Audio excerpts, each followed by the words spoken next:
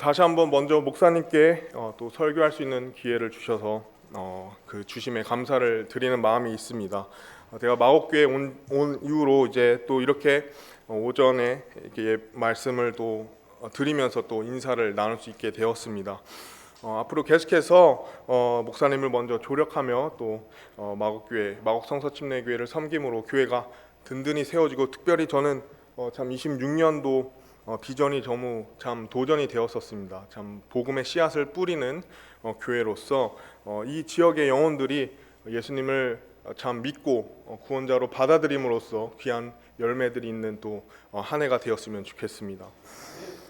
오늘 먼저 우리가 본 말씀은 오병이어 말씀입니다. 다시 한번 우리가 이 5개의 빵과 물고기 2마리에 대한 이 기적의 이야기를 들었는데요. 우리에게 사실 너무 친숙하고 익숙한 이야기들일지 모릅니다. 하지만 성경은요, 오병이어 사건을 굉장히 중요하게 여기고 있음을 우리가 한 가지 사실을 통해서 발견할 수 있습니다.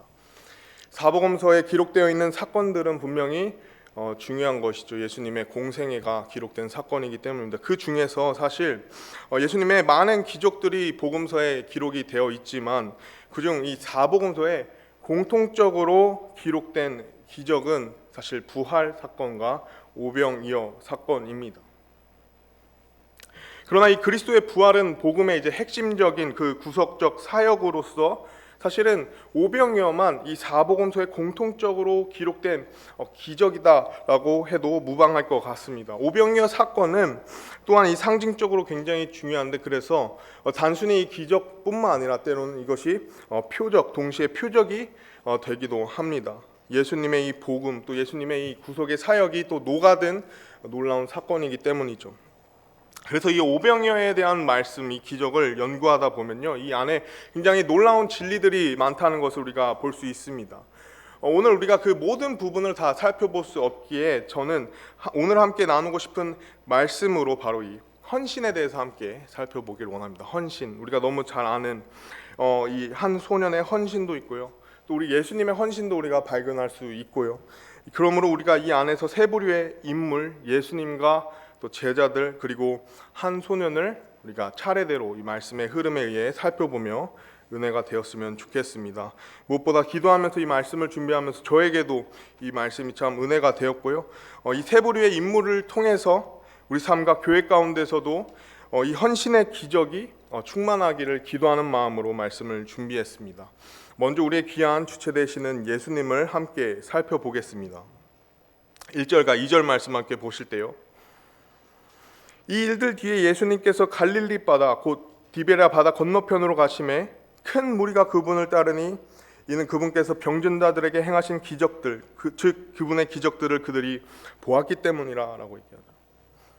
바다 건너편에 가신 예수님, 다른 사복음서에는 또한 외딴 곳으로 가셨다라고 하는데요, 그 이유를 우리가 먼저 잠시 살펴보면요, 요한복음에는 그 이유가 드러나지 않지만 다른 사복음서에서는 두 가지 이유를 발견할 수 있습니다. 첫 번째는 침례자 요한의 안타까운 순교, 그 죽음에 대한 소식을 예수님이 들으셨기 때문이고, 두 번째는 앞서 예수님께서 사실 12제자를 둘씩 짝지어서 보내셨는데, 그때 병을 고치는 권능과 또 마귀를 내쫓는 권능을 주시면서 또 왕국 복음을 전하도록 하셨었는데, 그들이 돌아와서 또 쉼이 필요했기 때문에 예수님께서 그들과 함께 건너편으로 간 말씀이 마가복음 6장 30절에서 32절에 나와 있습니다.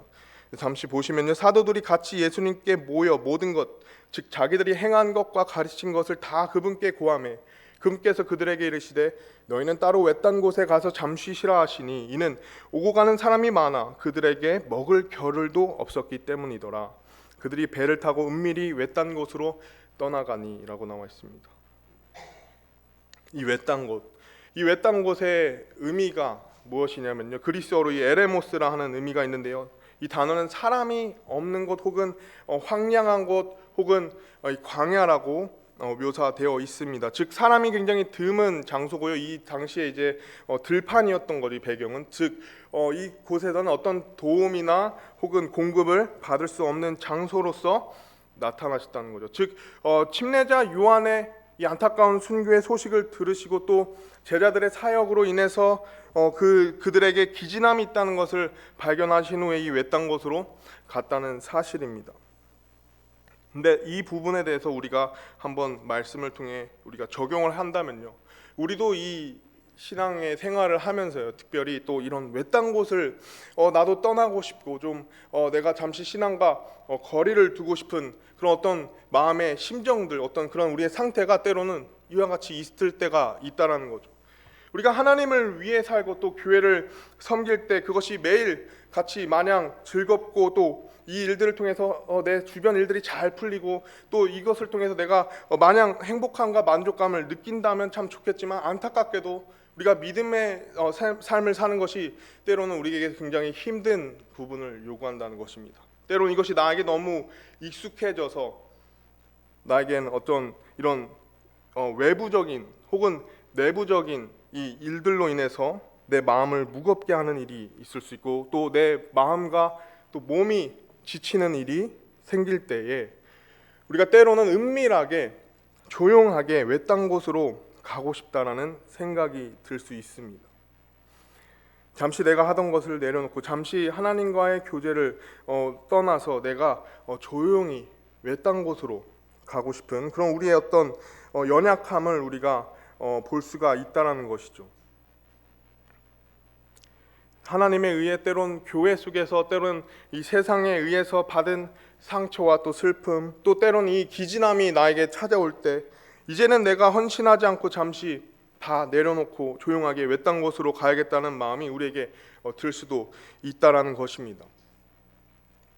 그러나 먼저 우리가 오늘 기억해야 될 중요한 사실은 우리를 무겁게 하는 이 외부적인 요인과 또 삶의 어려움들, 또 내부적인 나의 상태에서 내가 진정으로 찾아야 될 곳은 은밀하게 떠나야 되는 외딴 곳이 아닌 오히려 진정한 우리에게 힘을 주는 이 예수 그리스도 안에서 우리가 이 회복을 하여야 한다는 것이죠. 마태복음 11장 28절에 수고하고 무거운 짐진 모든 자들아 너희는 내게로 오라 내가 너희에게 안식을 주리라 라고 말씀하셨죠. 그러므로 주님 안에서 우리의 진정한 쉼과 회복은 여전히 주님 안에 있다라는 것입니다. 우리가 교회에서 멀어지는 것이 아니라, 내가 신앙에서 멀어지는 것이 아니라, 하나님과 거리를 두는 것이 아니라 바로 오히려 이럴 때 내가 더욱더 주님 앞에 가까이 가야 되는 것입니다.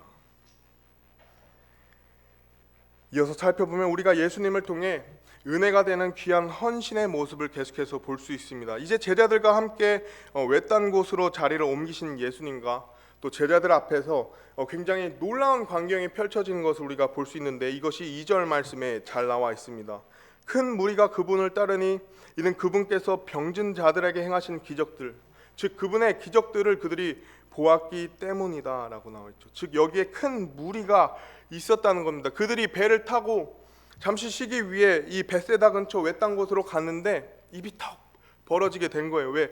그곳은 분명 사람이 드문 곳이어야 되는데 수많은 사람들이 미리 그곳에 와 있었다는 것입니다. 성경에서는 그들의 수가 여자와 아이들을 제외한 남자만 5천 명이라는데, 이 학자들은 그 모든 사람을 추산한다면 2만 명이 됐을 거라고 말합니다. 수많은 사람이 왔다는 것이죠.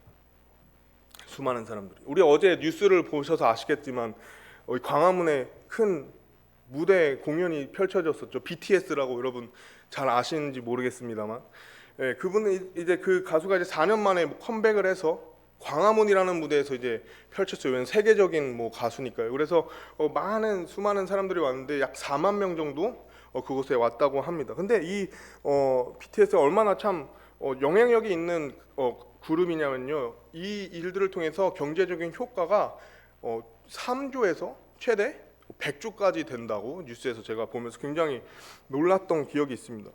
근데 다시 우리 본문 말씀으로 와서 그런 어떤 어마어마한 경제적 효과가 이 제자들과 예수님께 있는 것도 아니었고, 심지어 시역에 잠시 쉼을 얻기 위해서 어떤 것도 외딴 곳으로 은밀하게 간 것인데 거기에 수만 명의 사람들이 모여 있었다는 것. 이것을 우리가 잠시 생각해 보면요, 제자들의 마음이 어땠을까요? 잠시 쉬고 싶은데 여전히 심지어 수많은 사람들이 있는 그 광경을 보았을 때 예수님의 마음은 또한 어떠했을까요? 성경은 예수님의 심정을 잘 나타나고 있는데 우리가 이 사복음서에 나와 있는 이 오병이의 말씀을 우리가 살펴볼 때 다른 복음서에는 이와 같이 나와 있습니다. 마가복음 6장 34절에 예수님께서 나아오사 많은 사람들을 보시고 그들이 목자 없는 양 같으므로 그들을 불쌍히 여기는 마음을 가지사 많은 것을 그들에게 가르치시기 시작하시더라. 불쌍히 여기신 그 예수님, 그들을 마치 목자 없는 양같이 바라보셨다는 것입니다. 예수님은 그들을 결코 외면하지 않고 오히려 불쌍히 여기사 기적과 가르침을 계속해서 헌신하시고 또 섬겼다라는 사실이죠. 우리가 주님을 섬기다 지칠 때가 있습니다. 이 세상에 지칠 때가 있죠. 우리가 먼저 봤듯이 회복의 첫 번째는 외딴 곳으로 가는 것이 아닌 진정한 쉼은 예수님의 안에 있다는 것을 우리가 발견했다면, 두 번째로 우리의 영적 활력이 회복되는 동기는 바로 영혼에 대한 불쌍히 여기는 마음입니다.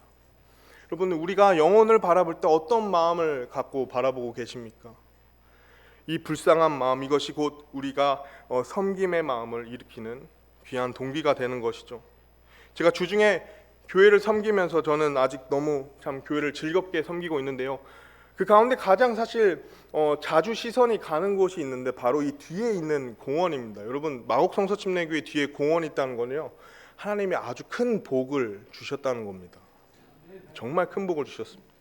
왜냐하면 거기에 벌써부터 사람이 제가 봤을 때 많은데 목사님께서는 날이 더 따뜻해지면 사람이 더 많아진다는 거예요. 사람들이 단순히 바라보면서 참 가족들과 좋은 시간을 보내고 있구나, 우리가 그렇게 생각을 해볼 수 있지만 때로는 우리의 생각이 조금은 달라져야 된다는 거죠. 저 영혼들을 바라볼 때마다 저들이 예수님을 알고 있을까? 저들이 과연 복음을 들은 적이 있었을까? 만약 그들이 예수님을 믿는다면 지금의 그 삶과는 180도 다른 그 놀라운 인생의 변화를 경험할 수 있을 텐데, 그들이 복음을 들은 적이 있는가? 그들이 한 번이라도 그 전도지를 받은 적이 있는가? 놀랍게도 예수님께서는 항상 이 땅에 있을 때 그런 마음으로 영혼들을 바라봤다는 사실입니다. 누가복음 10장 2절 말씀에 이러므로 그분께서 그들에게 이르시되 진실로 수확할 것은 많으나 일꾼들이 적으니 그러므로 너희는 수확하시는 주께 기도하여 그분께서 그분의 수확밭에 일꾼들을 보내실 것을 청하라 라고 얘기합니다. 주수할 것이 많으나, 수확할 것이 많으나 일꾼이 적다. 수확할 것이 많다는 것, 그 마음으로, 불쌍한 마음으로 영혼들을 예수님께서 바라보았기 때문에 다시금 수많은 사람들이 그 쉼을 위해서 간 공간에 있음에도 여전히 그 사명을 다시 감당하여 섬길 수 있게 되었다는 사실이죠. 우리에게 필요한 것이 무엇입니까? 우리도 다시금 우리에게 주어진 이 교회의 지상 대사명을 기억하고 우리의 마음이 예수님의 마음처럼 변화되어 우리가 잃어버린 영혼을 불쌍히 여기는 마음을 가질 때 우리가 가진 놀라운 진리의 복음을 그들에게 전할 수 있다는 사실입니다. 그런데 예수님께서요, 얼마나 그 불쌍한 마음이 크셨는지, 그 불쌍한 마음으로 많은 사람들의 병을 고치시고 또 가르치시는데 시간이 굉장히 계속해서 지나게 되었다는 것을 우리가 말씀을 통해 볼 수 있습니다. 이제 낮이 지나게 되어서 성경은 이제 저녁 때가 가까이 되었다 하는데, 이 저녁 때는 저녁 식사를 할 무렵이 됐다는 것이죠. 이때 이 말씀에서 우리의 시선이 이제는 예수님에서 잠시 다시 제자들로 넘어가게 됩니다. 우리가 이 말씀의 내용을 볼 때요, 마태복음 14장 15절에 이 내용이 또 잘 나와 있습니다. 저녁이 되매 그분의 제자들이 그분께 나와 이르되 이곳은 외딴 곳이요 때도 이제 지났으니 무리를 보내어 그들이 마을로 들어가 스스로 양식을 사게 하소서 하거늘.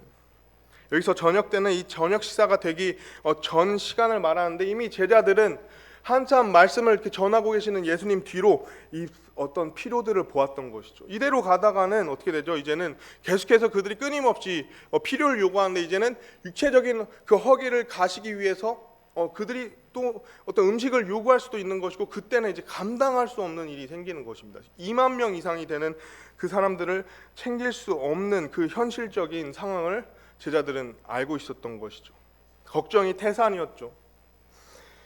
이것이 더 현실적인 위기로 다가온 것입니다. 아마 지금도 이 말씀을 전하는 시간에 점심때가 다가오니까 이 제자들과 같은 마음을 가지신 분들도 분명히 계실 것입니다. 근데 여기서 중요한 포인트는요, 사실 이 제자들 중 일부는 또한 이 말씀의 배경이 되는 베세다 출신이었다는 것입니다. 이 근처에 뭐가 있는지 너무 잘 알았기에 더 확실히 말할 수 있던 거죠. 여기에는 그 어떤 것도 없습니다. 여기선 그들을 채울 수 있는 어떤 음식점도 없고 어떤 시장도 없고, 여기는 굉장히 외딴 곳입니다. 여기는 굉장히 사람이 드문 곳이죠. 어떤 필요와 공급을 받을 수 없는 장소입니다. 그래서 빨리 내보내셔야 돼요. 빨리 이제 보내셔야 됩니다. 빨리 그들이 스스로 양식을 먹을 수 있도록, 우리가 감당할 수 없는 문제를 굳이 직면하는 것이 아니라 지혜롭게 이 문제를 현실적으로 해결해야 됩니다. 이런 마음이 그 제자들에게 있던 것이죠. 어떤 무책임한 어떤 혹은 책임을 회피하는 것이 아니라 가장 현실적인 판단을 한 것입니다. 근데 중요한 것은 우리가 이 말씀을 통해 보지만요, 예수님께서는 그런 상황을 모르셨을까요? 다 아셨죠. 오히려 그 상황에서 그 제자들의 말을 알고 그 방향으로 이끄실 수 있지만 오히려 예수님은 다음과 같이 얘기를 하십니다. 예수님께서 마태복음 14장 16절에 그들에게 이르시되 그들이 떠날 필요가 없다. 너희가 그들에게 주어 먹게 하라 하시매. 그들이 떠날 필요가 없고 오히려 제자들 너희가 그들을 먹이게 하라라고 했어요. 이건 상식적으로 이해할 수 없는 거죠. 이거 현실적으로 이거는 받아들일 수 없는 부분입니다. 여기서 베세다 출신 제자들이 3명인데 첫 번째가 베드로, 안드레, 그리고 빌립인데 여기서 요한복음 6장에서는 예수님이 빌립에게 묻습니다. 6장 5절 말씀을 보시면 그때 예수님께서 눈을 들어 큰 무리가 자기에게 오시는 것을 보시고 빌립에게 이르시되 우리가 어디서 빵을 사서 이들을 먹이겠느냐 하시니 7절 말씀에 빌립이 그분께 대답하되 그들이 각각 조금씩 받을지라도 200데나리온 어치의 빵이 그들에게 충분치 아니하리이다 하매. 이 오병이의 기적의 이야기를 우리가 너무 사실 잘 알기 때문에 사실 빌립의 이 대답은 믿음에서 우러나온 대답이 아닌 것을 우리가 사실 잘 알고 있습니다. 그러나 우리가 말 그대로 이 문제에 대한 해결책을 분명하게 또 현실적으로 제시한 것은 사실 빌립이었다는 거죠. 우리가 이 말씀의 배경을 알기 때문에 이것이 믿음의 대답은 아닌 것을 알지만 사실은 이 대답이야말로 오늘날 우리가 삶을 살면서요 가장 이 현실적으로 맞아 보이는 대답이었다는 사실입니다. 이 200데나리온이 오늘날로는 약 2천만 원 정도라고 생각해 볼 수 있는데 이것이 뿐만 아니라 대략적으로 최소 비용이었다는 거예요. 200데나리온어치도 이것은 충분하지 않다라고 빌립이 얘기한 거예요. 사실 그들을 먹일 수 없었죠. 빌립이 말했던 것입니다. 근데 이어서 이제 또 다른 베세다 출신의 제자 안드레가 이와 같이 말합니다. 9절 말씀 보시면요, 여기 한 소년이 있는데 그가 보리빵 5개와 작은 물고기 2마리를 가지고 있나이다. 그러나 그것들이 이 많은 사람들에게 얼마나 되겠나이까 하니. 너무 상식적이죠. 보리빵 5개와 작은 물고기 2마리로 2만 명이 되는 사람들을 먹이는 것은 불가능한 것입니다. 제자들은 수많은 사람들을 먹일 수 없었죠. 먹일 돈도 없었고 먹일 것도 없었고 또 먹일 방법도 없었고 이것이 현실적으로는 불가능해 보였습니다. 그때에 우리가 이 말씀을 통해 보면요, 예수님께서 다음과 같이 말씀하시죠. 10절 말씀에 예수님께서 이르시되 그 사람들을 앉게 하라 하시매. 11절 예수님께서 빵을 집으사 감사를 드리신 뒤에 제자들에게 나눠 주시니 제자들이 자리 잡은 자들에게 나눠주고 또 그와 같이 물고기도 그들이 원하는 대로 주시더라.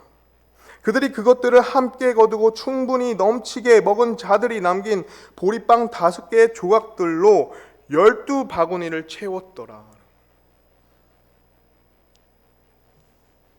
그 다음 14절 우리가 읽진 않았지만 내용을 보시면 거기 있던 사람들이 이분은 진실로 세상에 오실 그 대언자시로다, 즉 모세가 예언한 그 대언자, 즉 메시아임을 그들이 고백해왔을 때 과연 예수님의 제자라며 평생을 따라온, 그렇죠? 3년을 참 공생에 예수님을 따란 그 제자들의 심정은 과연 어땠을까요?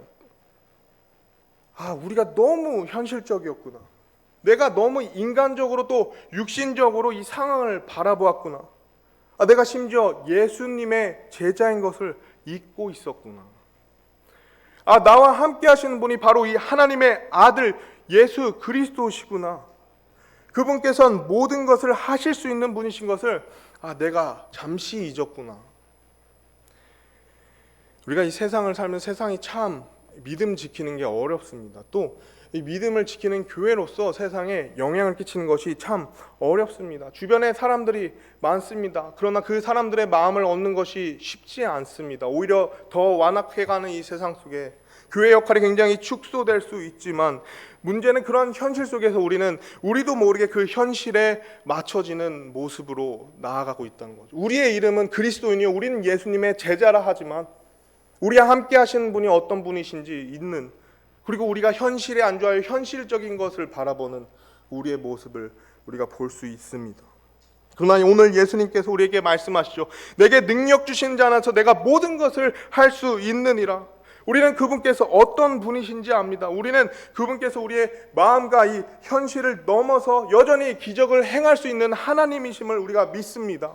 오늘날 차가운 현실 앞에 우리 마음이 제자들과 같이 되었다면, 우리는 다시 한번 교회의 머리 되시는 예수 그리스도를 믿고 그 믿음으로 나아갈 줄을 믿습니다.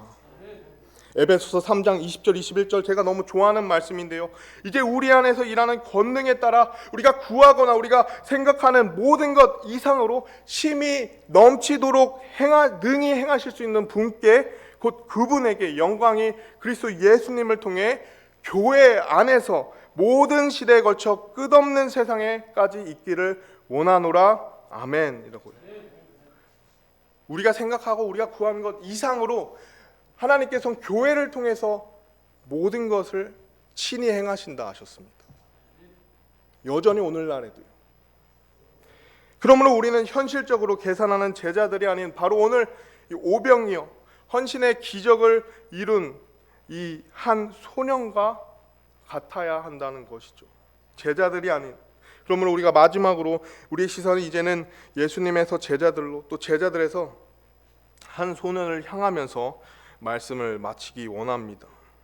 9절 말씀에 여기 한 소년이 있는데 그가 보리빵 5개와 작은 물고기 2마리를 가지고 있나이다.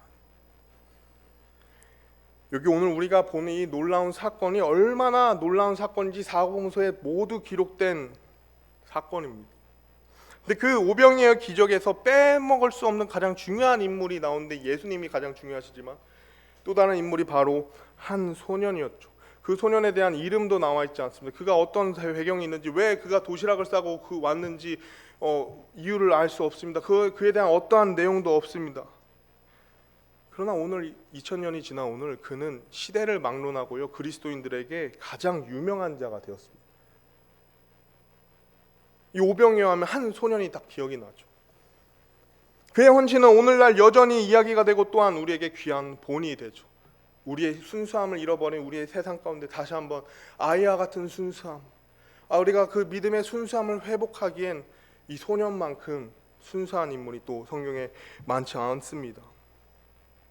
그래서 저는 이것을 상상해 보니까 천국에서도 아마 그러지 않을까 싶습니다. 많은 사람들이 천국에 와서 그 오병이어 소년 어딨냐고, 나 너무 궁금하다고, 저 얘기 좀 하고 싶다고, 어딨냐고. 아마 천국에 올라간 그 소년은 이제 소년이 아니었겠지만 어리둥절했겠죠. 내가 어떤 일을 했나. 근데 이 성경에 기록됐으니 많은 사람들이 시대를 막론하고 찾았을 것 같습니다. 그러면 이제 많이 익숙해졌겠죠. 즉 천국에서나 이 땅에서나 그가 유명 인사가 되었다는 것입니다. 상상해 봅니다. 천국에서 수많은 사람들이 대체 어떤 마음으로 그걸 줬어요? 예수님께서 정말 그것으로 기적을 행하실 줄 알았습니까? 저도 그렇게 묻고 싶었어요. 근데 아마 소년의 대답이 이러하지 않았을까 싶습니다. 아니요, 저는 꿈에도 몰랐어요.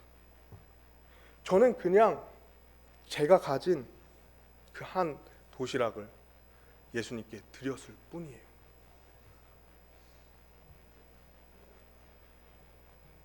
우리는 때로 하나님의 이 위대한 일을 우리가 보기 전에 위대하신 하나님 앞에 내가 가진 것이 너무 적어 보일 줄 모릅니다. 아니 내가 교회에서 뭘 할 수 있겠어? 현실적으로 난 소년처럼 어릴 수도 있어요. 또 내가 가진 것이 많이 없을 수도 있습니다. 난 아직 준비가 안 됐을 수도 있죠. 여러 가지 내가 또 제자들처럼 계산할 수 있습니다. 현실적일 수 있죠. 하지만 저는 오늘 분명히 보았습니다. 예수님께서 수많은 장정들 가운데 한 소년을 사용하셨다는 거죠. 예수님께서는 그 소년이 챙긴 그 작은 도시락 속에 있는 빵과 물고기를 통해서 위대한 일을 사용하셨다는 것입니다. 그렇다면 오늘날 우리들의 것으로는요? 우리들의 것으로는 하나님께서 무엇을 못하시겠습니까? 우리들의 것으로 우리가 하나님께서 어떤 것을 할 수 없으시겠습니까? 하나님은 여전히 교회를 통해 하나님의 놀라운 일들을 계획하고 인도하시길 원하시는 것이죠. 성경에는 이와 같은 일이 많습니다. 모세에겐 그 지팡이로 어떻게 하죠? 이집트의 그 대국에서 이스라엘 백성들을 출애굽시키게 되고요. 또 다윗에겐 그 무림매와 돌 하나로 장수 골리앗을 무찌르게 하셨으며, 사도 바울은 그 손수건을 통해서 병들을 고치게 하십니다. 하나님께서는 겁 많은 기드온을 쓰셨고, 또 하나님께서는 내가 스스로 아이라 말한 그 예레미야를 대언자로 귀하게 쓰시며, 무엇보다 오늘 말씀에 나온 어부 베드로를 하나님께서는 또한 크게 들어 사용하셨다는 것이죠. 성경은 그러므로 우리에게 놀라운 진리의 법칙을 보여주는데, 즉 하나님께서는 늘 작은 것, 또 늘 연약한 것을 가지고 하나님께서는 위대하게 사용하신다는 것입니다. 하나님께서는 우리가 가진 능력에 의해 우리를 쓸지 말지 결정하지 않으신다는 거죠. 하나님께서는 마곡성서 침례교회가 가진 것으로 우리 교회를 쓸까 말까 결정하지 않으신다는 것입니다. 우리가 어떠하든지 우리가 하나님께 순종한다면, 우리가 하나님께 헌신한다면, 우리가 가진 것을 통해 그것이 우리에겐 작아 보일지라도 하나님께서 언제나 그분의 위대한 일을 이루실 수 있다는 사실입니다. 고린도서 12장 9절 말씀에 그분께서 내게 이르시되 내 은혜가 내게 족하도다. 나의 강한 능력은 약한 데서 완전해지느니라 하셨느니라. 그러면 내가 오히려 크게 기뻐하며 나의 연약한 것들을 자랑하리니 이것은 그리스도의 권능이 내 위에 머무르게 하려 함이라. 그렇다면 우리에게 결론으로 이 말씀을 통해서 우리에게 필요한 것이 무엇일까요? 오늘 저는 딱 한 가지를 나누고 싶습니다. 한 소년이 가진 것은 단순한 빵 5개와 물고기 2마리가 아니었습니다. 내가 가진 것은 그것이 무엇이든지 내가 그것을 하나님께 내어드리겠다는 헌신의 의지였습니다. 그 헌신, 그 순종, 그것이 하나님의 위대한 일을 하나님께서 이루시게 했다는 사실입니다. 그리고 오늘날 여전히 하나님께서는 나의 헌신을 원하신다는 거죠. 왜냐하면 그분의 위대한 일을 여전히 교회를 통해 이루기 원하시기 때문입니다. 여러분, 다시 한번 그 헌신을 위해 여러분의 마음을 주님께 고정하시겠습니까? 만약 내 삶이 조금은 지쳤다면, 내가 잠시 믿음의 삶에서 거리를 두고 싶다면, 여러분 외딴 곳이 아닌 예수님 안에서 회복하시기 바랍니다. 다시 한번 눈을 들어 우리가 지나가고 있는 이 주변에 너무 좋은 환경 속에 많은 사람들이 가고 있는데 그 영혼들이 지옥에 가고 있는 영혼임을, 그들에게 예수님이 필요한 것을 우리가 다시 한번 우리가 영적인 눈이 회복이 되어 우리가 가진 이 놀라운 진리를 전하는 우리가 되었으면 좋겠습니다. 나의 능력이 아닌 오직 나의 순종으로, 나의 가진 것이 아닌 오직 나의 헌신으로 하나님께서 여전히 마곡성서 침례교회를 또 위대한 하나님의 사역지로 사용하시기 원한다는 사실입니다. 저는 그것을 위해서 또 교회를 섬기고 목사님을 조력하는 것에 참 기쁨이 있습니다. 계속해서 하나님의 귀한 인도하심 가운데 복음의 씨앗이 뿌려지고 열매가 맺는 귀한 한 해가 되었으면 좋겠습니다. 우리 잠시 기도하시겠습니다.